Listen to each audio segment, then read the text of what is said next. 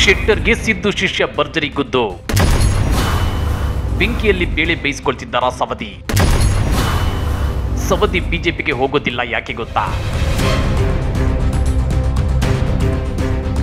ಜಗದೀಶ್ ಶೆಟ್ಟರ್ ಬಿಜೆಪಿಗೆ ವಾಪಸ್ ಹೋಗಿರೋದಕ್ಕೆ ಸಿದ್ದು ಶಿಷ್ಯ ಭರ್ಜರಿ ತಿರುಗೇಟನ್ನ ಕೊಟ್ಟಿದ್ದಾರೆ.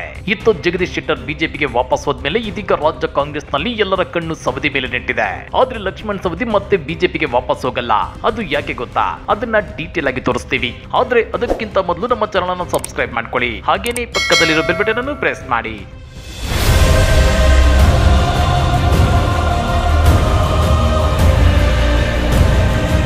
ಜಗದೀಶ್ ಶೆಟ್ಟರ್ ಬಿಜೆಪಿಗೆ ವಾಪಸ್ ಹೋಗಿದ್ದಾರೆ. ಇದರಿಂದ ಇವರ ರಾಜಕೀಯ ಭವಿಷ್ಯ ಉತ್ತಮವಾಗಿರುತ್ತಾ ಇಲ್ವಾ ಅನ್ನೋದು ಲೋಕಸಭಾ ಚುನಾವಣಾ ಫಲಿತಾಂಶದ ನಂತರವಷ್ಟೇ ಗೊತ್ತಾಗಲಿದೆ.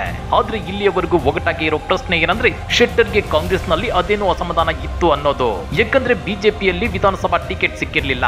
ಹೀಗಾಗಿ ಅವರು ಬಿಜೆಪಿ ತೊರೆದು ಕಾಂಗ್ರೆಸ್ಗೆ ಬಂದಿದ್ರು. ಆದ್ರೆ ಕಾಂಗ್ರೆಸ್ನಲ್ಲಿ ಅವರು ಸೋತರು. ಅವರನ್ನ ಪರಿಷತ್ ಸದಸ್ಯರನ್ನಾಗಿ ನೇಮಿಸಿ ಗೌರವಯುತವಾಗಿ ನಡೆಸಿಕೊಂಡಿದ್ರು ಕಾಂಗ್ರೆಸ್ ನಾಯಕರು. ಅವರು ಕಾಂಗ್ರೆಸ್ನಲ್ಲೇ ಇದ್ದಿದ್ರೆ ನಿಗಮ ಮಂಡಳಿ ಅಧ್ಯಕ್ಷ ಸ್ಥಾನ ಇಲ್ಲವೇ ಸಚಿವ ಸ್ಥಾನವೇ ಒಲಿಯುತ್ತಿತ್ತೋ ಏನೋ.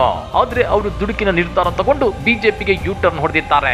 ಈ ಬಗ್ಗೆ ಕಿಡಿಕಾರಿರೋ ಸಿಎಂ ಸಿದ್ದರಾಮಯ್ಯ ಅವರ ಶಿಷ್ಯ ಮತ್ತು ಸಚಿವ ಎಂಬಿ ಪಾಟೀಲ್ ತೀವ್ರ ತರಾಟೆಗೆ ತಗೊಂಡಿದ್ದಾರೆ. ಜಗದೀಶ್ ಶೆಟ್ಟರ್ ಅವರೇ ಹೇಳಿದಂತೆ ಅವರನ್ನ ಮನೆಯಿಂದ ಹೊರಗೆ ಹಾಕಿದಾಗ, ಅನ್ಯಾಯವಾದಾಗ, ಅಸಮಾಧಾನವಾದಾಗ ಅವರಿಗೆ ಕಾಂಗ್ರೆಸ್ ಬೇಕಿತ್ತು.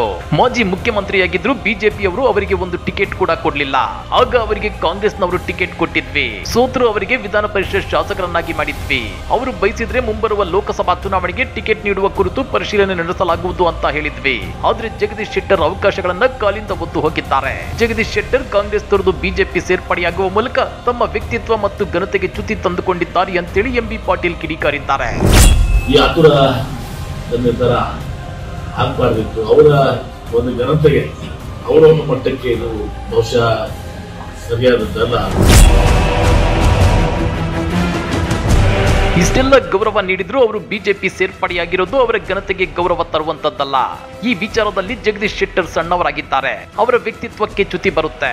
ಇದರಿಂದ ನಮಗೇನು ಹಾನಿಯಾಗೋದಿಲ್ಲ, ನಮಗೇನು ವ್ಯತ್ಯಾಸವಾಗೋದಿಲ್ಲ. ಆದ್ರೆ ಅವರ ವ್ಯಕ್ತಿತ್ವಕ್ಕೆ ದೊಡ್ಡ ಪೆಟ್ಟು ಬಿದ್ದಿದೆ. ಅವರ ಘನತೆಗೆ ಈ ಕೆಲಸ ಮಾಡಬಾರ್ದಿತ್ತು ಅಂತೇಳಿ ಎಂಬಿ ಪಾಟೀಲ್ ಆಕ್ರೋಶ ಹೊರಹಾಕಿದ್ದಾರೆ. ಜನ ಇದನ್ನ ಬೇರೆ ಅರ್ಥದಲ್ಲಿ ತಿಳಿಸೋದನ್ನು ಭಾವಿಸ್ತಾರೆ. ಏನಪ್ಪ ಇವರು ಸರ್ಕಾರಕ್ಕೋಸ್ಕರ ಇಲ್ಲಿ ಬಂದ್ರು ದರ್ಶನ ಮಾಡಿರ್ಬೋದು, ಮತ್ತಲ್ಲೇನೋ ಒಂದಿಷ್ಟು ಆಮಿಷ ಹೊಡೆದಾರ. ಅವರ ಒಂದು ಘನತೆ ಗೌರವಕ್ಕೆ ಇದು ಹಿನ್ನಡೆ ಆಗ್ತದೆ. ಮತ್ತೊಂದು ಇಂಟ್ರೆಸ್ಟಿಂಗ್ ವಿಷಯ ಏನಂದ್ರೆ, ಜಗದೀಶ್ ಶೆಟ್ಟರ್ ಬಿಜೆಪಿಗೆ ಗರ್ವಾಪಸಿಯಾದ ಬೆನ್ನಲ್ಲೇ ಹುಬ್ಬಳ್ಳಿಯಲ್ಲಿ ಅಲರ್ಟ್ ಆದ ರಾಜ್ಯ ಕಾಂಗ್ರೆಸ್ ವಿಧಾನಸಭೆ ಚುನಾವಣೆಯಲ್ಲಿ ಶೆಟ್ಟರ್ಗೆ ಬೆಂಬಲಿಸಿದ್ದ ಪಾಲಿಕೆಯ ಪಕ್ಷೇತರ ಸದಸ್ಯನಿಗೆ ಗಾಳ ಹಾಕುವಲ್ಲಿ ಯಶಸ್ವಿಯಾಗಿದೆ. ಚೇತನ್ ಹಿರೇಕೆರೂರು ಅವರು ಇಂದು ಅಧಿಕೃತವಾಗಿ ಕಾಂಗ್ರೆಸ್ ಪಕ್ಷಕ್ಕೆ ಸೇರ್ಪಡೆಯಾಗಿದ್ದಾರೆ. ಇಂದು ಹುಬ್ಬಳ್ಳಿಯ ಕಾಂಗ್ರೆಸ್ ಕಚೇರಿಯಲ್ಲಿ ಜಿಲ್ಲಾ ಉಸ್ತುವಾರಿ ಸಚಿವ ಸಂತೋಷ್ ಲಾಡ್ ಸಮ್ಮುಖದಲ್ಲಿ ಚೇತನ್ ಹಿರೇಕೆರೂರು ಕಾಂಗ್ರೆಸ್ ಸೇರ್ಪಡೆಯಾಗಿದ್ದಾರೆ. ಇದೇ ಸಂದರ್ಭದಲ್ಲಿ ಶಾಸಕ ಲಕ್ಷ್ಮಣ್ ಸವದಿ ಅವರು ಕೂಡ ಕಾಂಗ್ರೆಸ್ ತೊರೆದು ಬಿಜೆಪಿಗೆ ವಾಪಸ್ ಹೋಗಬಹುದು ಅನ್ನೋ ಅನುಮಾನಗಳು ವ್ಯಕ್ತವಾಗ್ತಿವೆ. ಈ ಬಗ್ಗೆ ರಿಯಾಕ್ಟ್ ಮಾಡಿರೋ ಲಕ್ಷ್ಮಣ್ ಸವದಿ, ಹೌದು, ನನಗೂ ಬಿಜೆಪಿಯಲ್ಲಿ ಸಾಕಷ್ಟು ಮಂದಿ ಆಪ್ತರಿದ್ದಾರೆ. ನನ್ನನ್ನು ಬಿಜೆಪಿಗೆ ಸೆಳೆಯಲು ಯತ್ನಗಳು ನಡೆಯುತ್ತಿವೆ ಅಂತೇಳೋ ಮೂಲಕ ಕಾಂಗ್ರೆಸ್ನಲ್ಲಿ ತಮಗೆ ಸಚಿವ ಸ್ಥಾನ ಬೇಕು ಅಂತೇಳಿ ಪರೋಕ್ಷವಾಗಿ ಡಿಮ್ಯಾಂಡ್ ಇಟ್ಟಿದ್ದಾರೆ. ಆದ್ರೆ ರಾಜಕೀಯ ಪಂಡಿತರ ಲೆಕ್ಕಾಚಾರದ ಪ್ರಕಾರ ಲಕ್ಷ್ಮಣ್ ಸವದಿ ಬಿಜೆಪಿಗೆ ಹೋದ್ರೆ ಅವರಿಗೆ ಅಲ್ಲಿ ಉತ್ತಮ ಭವಿಷ್ಯವಿಲ್ಲ.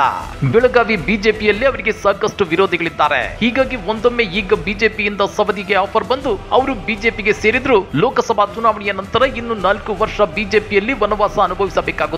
ಒಂದೊಮ್ಮೆ ಬಿಜೆಪಿ ಸೇರಿ ಲೋಕಸಭಾ ಚುನಾವಣೆಯ ಟಿಕೆಟ್ ಅನ್ನು ಗಿಟ್ಟಿಸಿಕೊಂಡ್ರೆ ಅವರು ಗೆದ್ರು ಕೂಡ ಕೇಂದ್ರದಲ್ಲಿ ಒಳ್ಳೆ ಪೋಸ್ಟ್ ಸಿಗುತ್ತೆ ಅನ್ನೋದಕ್ಕೆ ಯಾವ ಗ್ಯಾರಂಟಿಯೂ ಇಲ್ಲ. ಹೀಗಾಗಿ ಲಕ್ಷ್ಮಣ್ ಸವದಿ ಕಾಂಗ್ರೆಸ್ ನಲ್ಲೇ ಉಳಿದ್ರೆ ಅವರಿಗೆ ಉತ್ತಮ ಅವಕಾಶಗಳಿವೆ. ಕೆಲವೇ ದಿನಗಳಲ್ಲಿ ಅವರಿಗೆ ಸಚಿವ ಸ್ಥಾನ ಒಲಿದು ಬಂದರೂ ಆಶ್ಚರ್ಯವಿಲ್ಲ. ನನ್ನೆಲ್ಲೂ ನಾನು ಕಾಂಗ್ರೆಸ್ ನಲ್ಲಿ ಮುಂದುವರಿತೀನಿ. ನನಗೆ ಮುಖ್ಯಮಂತ್ರಿಗಳು, ಉಪಮುಖ್ಯಮಂತ್ರಿಗಳು ನಾನು ಭೇಟಿಯಾದಾಗ ಅತ್ಯಂತ ಪ್ರೀತಿ, ವಿಶ್ವಾಸದಿಂದ, ಗೌರವದಿಂದ ನನ್ನನ್ನ ಕಾಣ್ತಾರೆ. ಅದರಿಂದ ನನಗೆ ಯಾವುದೇ ತರದ ಬೇಜಾರು ಇಲ್ಲ ಮತ್ತು ಅಸಮಾಧಾನವೂ ಇಲ್ಲ. ಇನ್ನ ಜಗದೀಶ್ ಶೆಟ್ಟರ್ ಅವರು ಬಾಯ್ ಬಿಟ್ಟು ಹೇಳದೇ ಇದ್ರು ಅವರು ಬಿಜೆಪಿಗೆ ವಾಪಸ್ ಹೋಗಿರೋ ಉದ್ದೇಶ ಬಹಿರಂಗವಾಗಿದೆ.